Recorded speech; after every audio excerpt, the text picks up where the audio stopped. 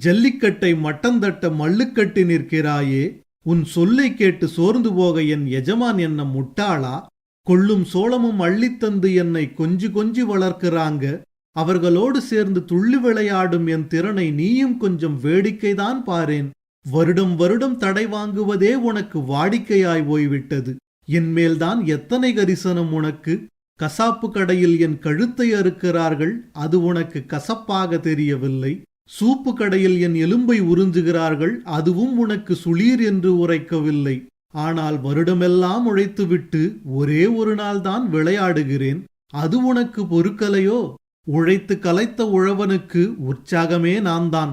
என்னை அடக்குறேன்னு சொல்லிவிட்டு அழைத்து தினம் கொஞ்சுவான். இதையெல்லாம் அரைகுறையாய் தெரிஞ்சுகிட்டு என்னை அழித்துவிட நினைக்கிறாய் நீ. சட்டதிட்டமெல்லாம் எனக்கு தெரியாது. உன்னை முட்டி தூக்கி போட எனக்கு ஒரு நொடியாகாது.